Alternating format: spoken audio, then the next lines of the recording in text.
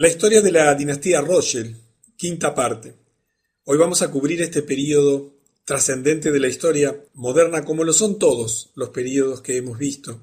Vamos a llegar hasta 1913, donde allí se produce dos hechos muy importantes en la historia de la humanidad, que te están afectando tus vidas profundamente.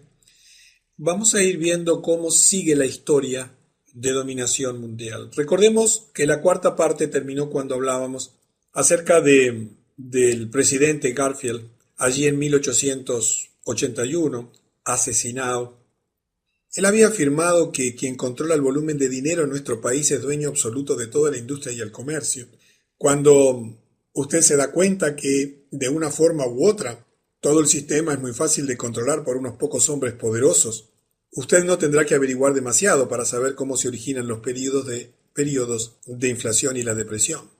Y él dura 100 días nada más porque se había tomado muy en serio el tema de controlar el poder de dinero, el poder financiero que ejercían los Rothschild. Ustedes recuerdan que la influencia se va ejerciendo en distintos ámbitos. Por un lado había primero un control del dinero, de la emisión del dinero. ¿Recuerdan que había pasado en Inglaterra, que lo habían intentado por 2 veces en los Estados Unidos? Que lo lograban porque en primer lugar el dinero es deuda. Aquellos que integran el ciclo del lado oscuro del dinero han visto los videos que explican por qué el dinero es deuda. Simultáneamente con la acumulación y la concentración del control de la masa monetaria, eso les permitía a los Rothschild ir extendiendo sus esferas de influencia. Hemos visto que, por un lado, ejercían una influencia política, comprando políticamente los gobiernos por medio de financiarles sus deudas, por medio de poner a sus descendientes en puestos de influencia dentro de los gobiernos, de los parlamentos, por medio también de infiltrarse en todas las organizaciones políticas importantes que detentan el poder. También vimos que había un fuerte crecimiento del poder económico y financiero, como ya lo vimos, el poder económico e industrial, invirtiendo y apropiándose de las principales fuentes de producción a nivel mundial, principalmente las fuentes de energía, las fuentes de insumos militares y bélicos. También vimos que tenían un proyecto de controlar los sistemas educativos, infiltrándose, por ejemplo, en las universidades, estableciendo organizaciones de financiamiento, de becas, ya lo hemos visto, cómo funcionaban. También hemos visto que habían comenzado un proceso de controlar los medios de difusión para poder manejar la opinión pública y reducir así a quienes se les oponían. Y el proceso continúa, se va intensificando. Se va intensificando porque cada vez acumulan más capacidad económico-financiera, más capacidad y potencial político. Cada vez comienzan a dominar más las distintas esferas de la sociedad. Y recordamos que ellos habían comenzado a financiar el túnel que iba a unir Francia con Inglaterra. Y en 1883, después de 6.000 metros de túnel, el proyecto de excavación se detiene porque el gobierno consideró el hecho de que la construcción de ese túnel, el gobierno británico, ¿verdad?, sería una amenaza a la seguridad de su país. Y allí se detiene, obra que queda inconclusa y que se posterga unas décadas para ser continuada y terminada como hoy está funcionando perfectamente. En 1885, Nathaniel Rothschild, hijo de Lionel Rothschild, se convierte en el primer judío integrante de la Cámara de los Pares y obtiene el título de Lord Rothschild. Recuerdan que ya tenían ellos otro integrante en la Cámara de los Lores. Y esto va extendiendo poco a poco su poder político, permitiéndole allí dentro de cada una de las cámaras influenciar en la formulación de las leyes, en hacer acuerdos, en fin, todo lo que se puede hacer desde un lobby ejercido dentro del propio Parlamento. En 1886, el banco francés Rothschild, que era el Rothschild Frères, los hermanos Frères, obtiene grandes cantidades de yacimiento de petróleo en Rusia y forma la compañía Caspian and Black Sea Petroleum Company, que rápidamente se convierte en el segundo productor mundial de petróleo más grande del mundo. Yo quiero que comprendas que si hoy todavía dependemos del petróleo, no es porque no existan energías alternativas para que tu vehículo pudiese funcionar sin contaminar y con mucho menos costo, sino porque es parte de un proyecto de dominación mundial que les permite hacer depender a toda la sociedad de su propia producción, fijando abusivamente precios, controlando la oferta y demás. Dentro de este proceso de crecimiento económico, en 1887, un gran traficante de opio de China, Edward Sassoon, se casa con Aline Caroline de Rothschild. Era nieta de Jacob Rothschild, Santiago Meyer. El padre de Aline, que se llamaba Gustavo, junto con su hermano Alfonso, se hizo cargo del brazo francés de los Rothschild tras la muerte del padre de Jacob. Y los Rothschild financian la función de las minas de diamante de Kimberley, en Sudáfrica. Posteriormente se transforman en los mayores accionistas de esta empresa, mundialmente famosa, la empresa De Beers, que es un gran productor de diamantes a nivel mundial y que también es una mina de piedras preciosas en África y la India. Hoy detentan prácticamente el dominio de todo eso en exclusividad por parte de los Rothschild, con todo el valor que significa a nivel mundial el disponer de este tipo de producción. En 1891, el líder de los laboristas británicos, uno de los dos partidos políticos principales, ¿verdad?, hace la siguiente declaración sobre el tema Rothschild. Este equipo de chupasangres, esto es textual, ¿verdad?, está escrito y documentado. Este equipo de chupasangres ha sido la causa del daño incalculable y la miseria en Europa durante el presente siglo XIX, y ha acumulado su riqueza prodigiosa, principalmente a través de fomentar las guerras entre estados que nunca se deberían haber peleado. Ya sabemos que las guerras eran fomentadas y financiadas a través de los diferentes grupos Rothschild. Cada vez que hay problemas en Europa, siempre que circulan rumores de guerra y que las mentes de los hombres se angustian por el miedo al cambio y la calamidad, usted, decía este líder laborista, puede estar seguro de que una nariz ganchuda de algún Rothschild está en sus juegos en algún lugar cercano a la región de la perturbación. Recordemos que estamos en el siglo XIX. Las posibilidades de comunicación y de difusión de sus andanzas, de las andanzas de los Rothschild, de la acumulación de poder, eran tremendamente limitadas. Estaban limitadas a una prensa que crecía, estaban limitadas a la edición de libros que no eran consumidos a gran escala, y estaba limitada por nuevos medios de comunicación que surgían. Para ellos era absolutamente necesario tener controlada todo este tipo de críticas, todo este tipo de denuncias, todo lo que significara mostrar la historia verdadera y denunciar la historia oficial. Y así, como consecuencia de esa preocupación, los Rothschild hacia el final del 800 compran la agencia de noticias Reuters, comenzando el proceso de control sobre los medios de comunicación. De esto ya hemos hablado y sabemos perfectamente que el 96%, mira que yo te estoy dando una cifra que se comprueba, el 96% de los principales medios de comunicación, grandes noticias, canales de noticias de televisión a nivel del mundo, las agencias tipo Reuters, las revistas de influencia tipo Life y todo ese tipo de publicaciones, son propiedades de un pequeño grupo de familias vinculadas a los Rothschild. Y de nuevo digo, esto no es otra cosa que una denuncia fácilmente comprobable y que tiene su lógica, porque hoy todos los medios de información están absolutamente controlados, lo cual les permite filtrar la información que quieren y mostrar lo que desean y lo que no desean, difamar, alterar, según ya hemos visto también como parte de su proceso. En 1895, Edmund James de Rothschild, el hijo menor de Jacob Meyer Rothschild, visita Palestina.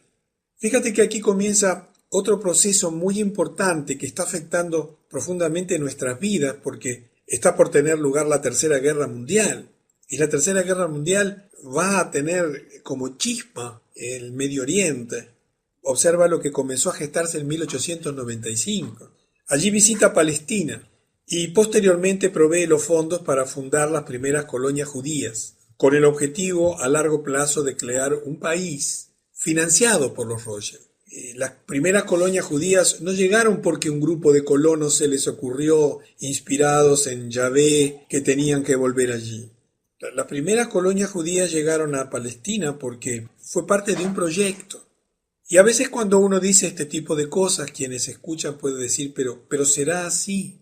Yo te digo que existen documentos escritos con palabras de este señor, porque te vas a sorprender de lo que te voy a contar.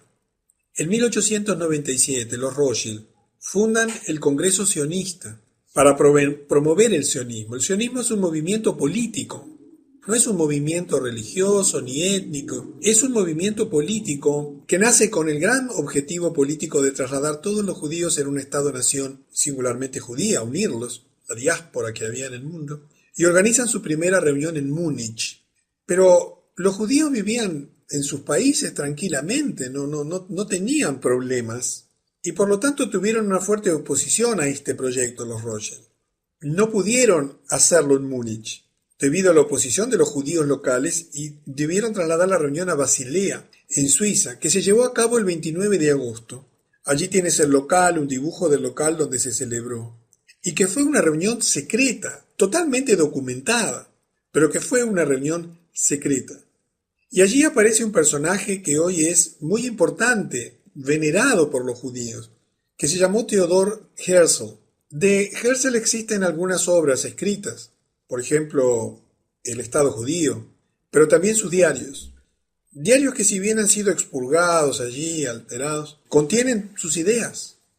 Y una de esas ideas, que es, digamos, fuerte en su concepto y en su expresión, decía que como parte del proyecto que ellos tenían de fundar el Estado de Israel y de fomentar, digamos, un mayor nacionalismo, era aumentar los sufrimientos de los judíos y les ayudaría en la organización de sus planes. Él decía que tenía una idea, inducir a los antisemitas a atacar la riqueza judía, para de ese modo usar a los antisemitas como una ayuda para fomentar un mayor nacionalismo y una mayor necesidad de unirse y de agruparse y de volver y de permitir el fundar nuevamente su Estado, favorecidos por la persecución y la opresión a los judíos. Y él, como parte de sus planes, pensaba que de ese modo los antisemitas serían sus mejores amigos. Este tipo de afirmaciones que están documentadas, fíjese que coincide con lo que ocurrió en ese mismo congreso, porque él es elegido como presidente de la organización sionista y adopta como bandera del Estado en formación nada menos que el hexagrama rojo o el sello Rothschild, que ya lo conocemos porque lo hemos visto en la primera de esta serie de conferencias, sabemos su significado. Aquí a la derecha tienes el hexagrama rojo y en la parte inferior la bandera de Israel. Esa bandera de Israel se estableció como bandera oficial 51 años después, en 1948, cuando se funda el Estado de Israel. ¿Y cómo es posible que un país libre y soberano que tenía como intención, por lo menos es lo que la historia oficial dice, reunir a la diáspora judía en el mundo allí, en la tierra de sus antepasados, utilizan como símbolo un hexagrama absolutamente, yo tengo que decir la palabra, perteneciente a los Illuminati, luciferiano? Es impresionante cuando tú miras la historia y cómo devino. ¿Por qué no se utilizó otra simbología? Edward Henry Harriman se convierte en ese momento en director de la Union Pacific Railroad, una línea de trenes muy importante en los Estados Unidos, y toma además el control de la línea ferroviaria del sur, la Southern Pacific. Y todas esas adquisiciones fueron financiadas por los Rothschild como parte de su dominio y de su crecimiento económico. Y en 1898 muere Ferdinand de Rothschild. Pero continuemos para seguir hilando los hechos, porque cuando miramos un hecho aislado, quizás no lo podemos integrar al rompecabezas. Pero cuando a lo largo de estas conferencias vamos viendo el desenvolvimiento de los hechos, entendemos cómo cada pieza encaja en su lugar. Y más allá de la sorpresa que pueda causar, es lógico, es coherente el hecho, el suceso que se presenta dentro del plan general. En 1901, los judíos de las colonias establecidas en Palestina por Edmund Rothschild envían una delegación para solicitarle lo siguiente: si usted quiere guardar el Yishub, yo lo leo literalmente, el asentamiento judío, En primer lugar, saque sus manos de allí, le pedían los propios colonos. Y por primera vez, permítanos a los colonos la posibilidad de corregir por nosotros mismos lo que sea necesario corregir. Habían comenzado a crecer dentro de esas colonias el dominio político basado en la financiación, en el poder del dinero por parte de los Rothschild. Edmond Rothschild se enoja severamente por esta solicitud y afirma: yo creé el Yishuv, solo yo. Por lo tanto, ningún hombre, ni colonos, ni las organizaciones tienen derecho a interferir en mis planes. Y nuevamente estos son documentos históricos que cualquier persona puede confirmar.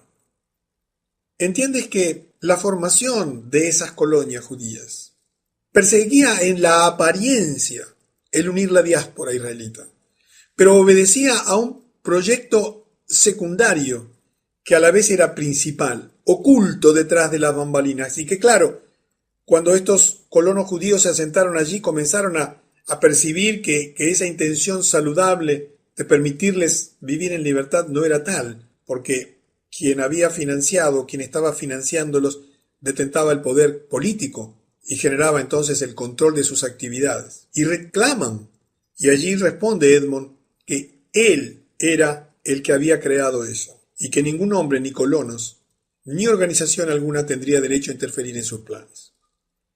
En ese mismo año, la casa Rothschild en Frankfurt, Alemania, cierra, ya que no hay un heredero varón para asumir. Ustedes recuerdan que el heredero varón menor tenía que tomar a su cargo las actividades de negocios, y bueno, a tal extremo de que si no había alguien que lo pudiera hacer, preferían cerrar sus instituciones. Y en 1902 nace Philipp de Rothschild. La dinastía continúa.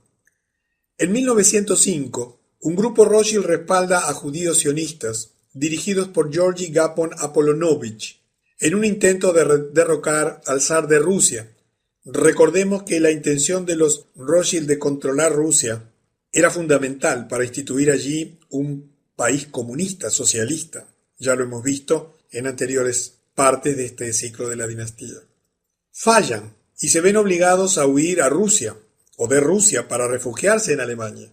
Y es interesante lo que la Enciclopedia Judía, en el volumen 2, en la página 497, afirma sobre este tema. Se trata, esto que hicieron estos judíos sionistas dirigidos por Apolonovich, se trata de una secuela algo curiosa. El intento de crear un competidor católico a los Rothschild, que en la actualidad ya eran los guardianes del tesoro papal. Ustedes recuerdan que ya habíamos hablado de que los Rothschild habían ya comenzado a administrar las finanzas del Vaticano y que no parecía muy lógico generar este competidor católico allí en la Rusia, es decir, que era ortodoxa, ¿verdad? Es interesante cómo a veces cuesta entender la historia, porque en realidad lo que perseguían no era otra cosa que generar la antinomia, la oposición al capitalismo, para de ese modo poder generar grandes guerras, que era lo que pretendían, como ya sabemos, que vendría a ocurrir pocos años después. Y que además había en contra del zar ruso una fuerte promesa, porque él se había negado a habilitar el Banco Central ruso, que es también parte de lo que ellos necesitaban para extender su proyecto de hegemonía mundial, porque tenemos que recordar que todo esto está hilado por un gran fin final, el gobierno mundial.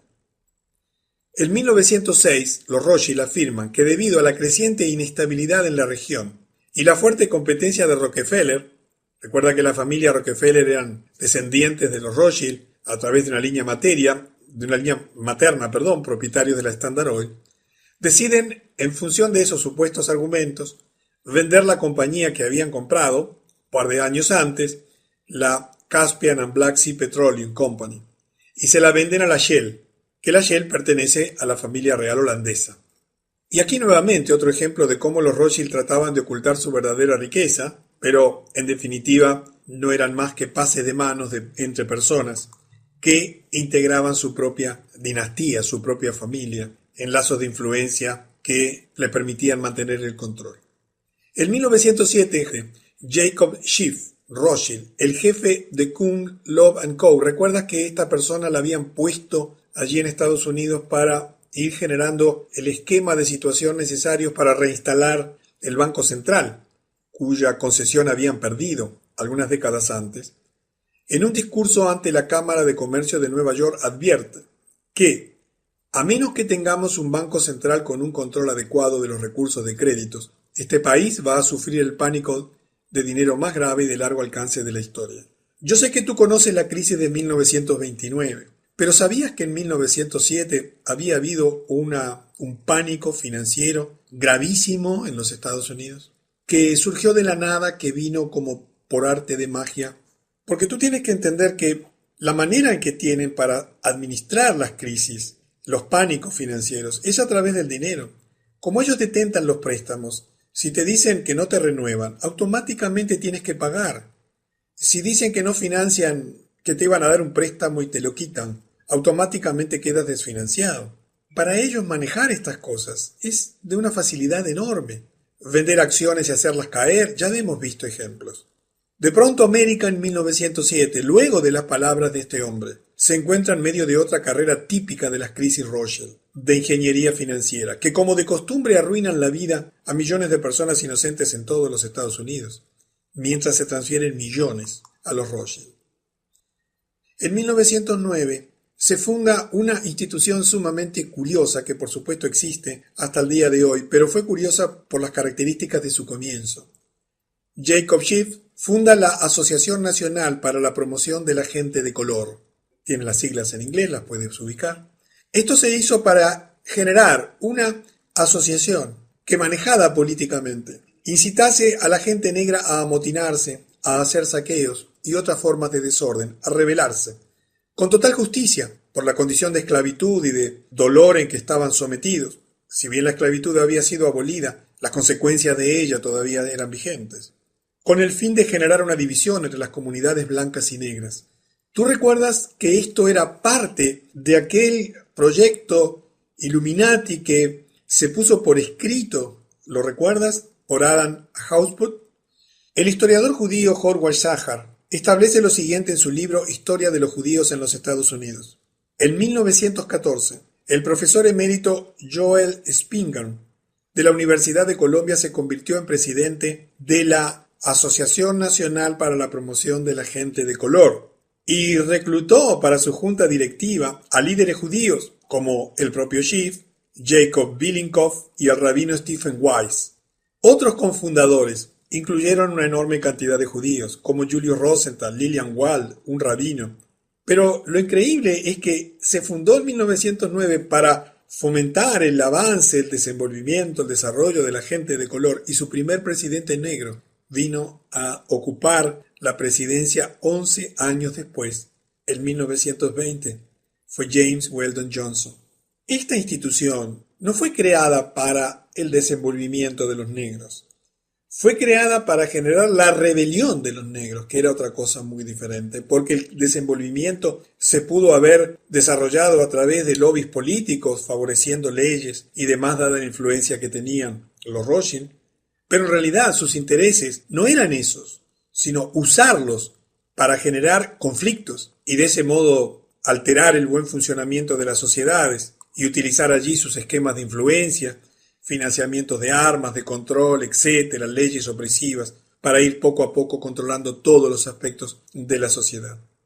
Hablando de este señor Schiff, que tiene una importancia fundamental en la historia moderna porque es nada menos que el gran orquestador de todas las instituciones que fueron creadas en esos primeros años de los 1900 y particularmente, como ya sabes, el Banco Central de los Estados Unidos. Se describía de esta manera en 1912 en la revista Truth Magazine, donde se decía: el señor Schiff es la cabeza de una gran casa de banca privada, de Kuhn, Loeb y Co., y que representa los intereses de Rothschild en este lado del Atlántico. Ha sido descrito como un estratega financiero y ha sido durante años el ministro de Finanzas verdadero del gran poder impersonal conocido como la Standard Oil. Fue de la mano con los Harriman, los Gould y los Rockefeller en todas sus empresas de ferrocarril y se ha convertido en la potencia dominante en el ferrocarril y en el poder financiero de los Estados Unidos. Estamos hablando de un hombre con poder, con poder real, financiero, político, un hombre de poderosísima influencia. Y aquí vamos a finalizar esta quinta parte con dos acontecimientos absolutamente centrales en la historia de la humanidad. Uno de ellos por sus consecuencias económicas y otro por sus consecuencias políticas, que describen la manera en que proceden el sionismo internacional. En 1913 ocurrió lo siguiente. El 4 de marzo, Woodrow Wilson fue elegido como el 28º presidente de los Estados Unidos.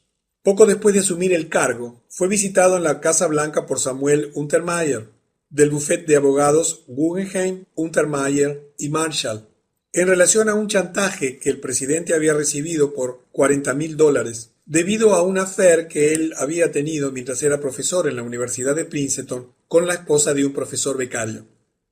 El presidente Wilson no disponía de dinero para enfrentar el chantaje, por lo que los voluntariosos, entre comillas, Untermyer, pagaron los $40,000 de su propio bolsillo a la mujer con la que Wilson había tenido la aventura, con la condición de que Wilson nombraría en la primera vacante en la Corte Suprema de los Estados Unidos a un candidato recomendado por Untermyer. Wilson aceptó el chantaje y el acuerdo, prometiendo cumplir su promesa en la Suprema Corte.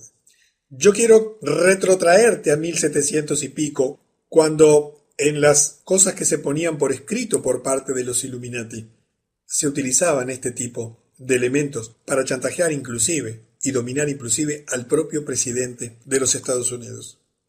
Pero veamos lo más importante que ocurrió en este año, porque quizás tú me digas, pero Luis, esto fue importantísimo, nombrar al presidente de la Suprema Corte de Justicia para manejar los fallos judiciales y establecer lobbies de influencia. Claro que sí, pero ocurrieron dos hechos aún más graves.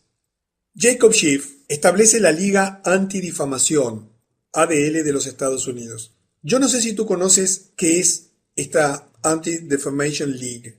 Es una de las instituciones más poderosas de los Estados Unidos. Esta organización se formó para difamar a cualquier persona que cuestione o impugne a los Rothschild o a los judíos como antisemita.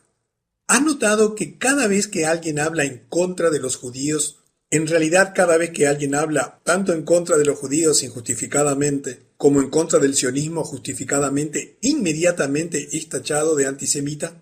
Quizás en tu país no sea tan grave como en los Estados Unidos, pero quienes están en los Estados Unidos de hace un tiempo conocen el poder de la ADL.